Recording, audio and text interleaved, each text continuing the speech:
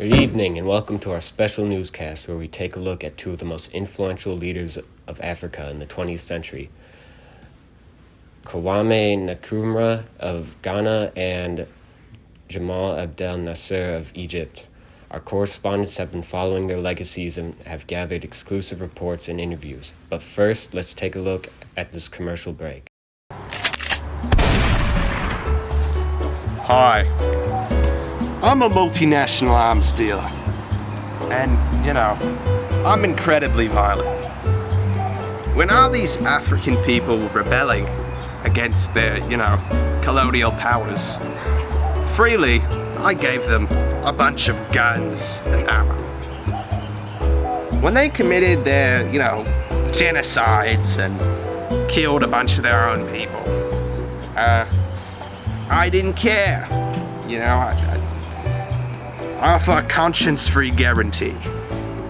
If you or a loved one want to buy a gun or some ammo, call 1-800-FREE-GUNS and I'll give you a gun, right? Because the first one's free, and then any other I sell in bulk for a premium. Thank you. Good night. Welcome back. Let's begin with a report on the life and legacy of Kwame Nkrumah.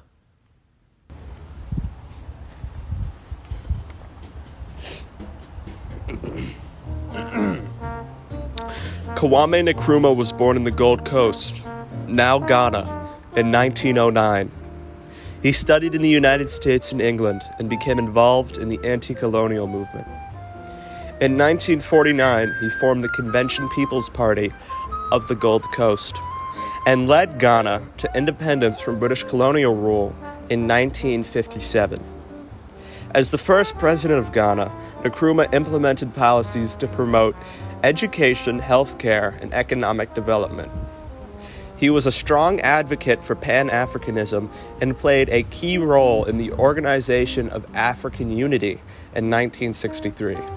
However, his authoritarian tendencies and economic mismanagement led to his violent overthrow in 1966.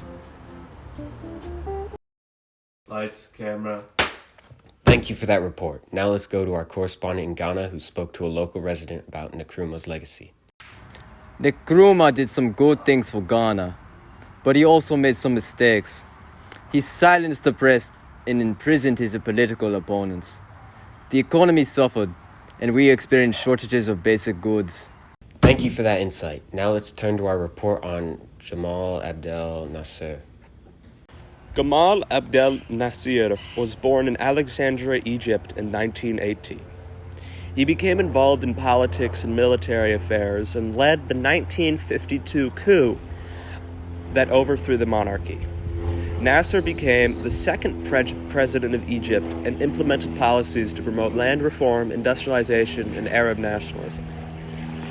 He nationalized the Suez Canal and in 1956 led to a military intervention by Britain, France, and Israel. However, the intervention and war was ultimately unsuccessful, and Nasser emerged as a hero in the Arab world.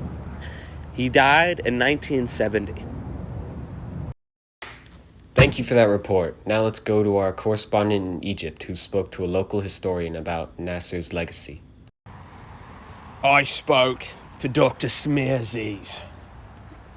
She walked me through the visionary leader that Nasser was.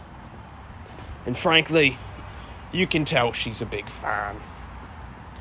Honestly, the Western world doesn't have much good things to say about Nasser.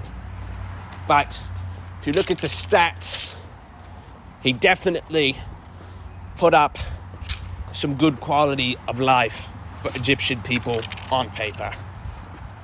Now, his authoritarian tendencies, not very good.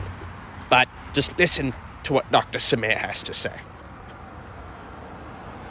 جمال عبد الناصر أطاح بالملك فاروق وأحضر الديمقراطية إلى الوطن العربي والشرق الأوسط.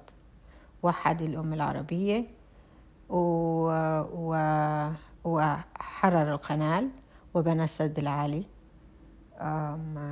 كان من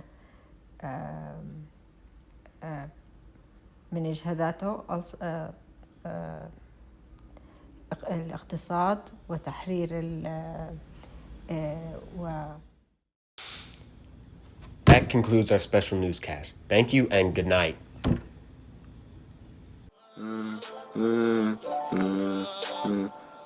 I think about you all the time. I think you need to listen to all of mine. Hate to say that, love is blind. I'm about to see, I'll close my eyes. Truth is, they can't see in here though. Most of them need dollar signs to make.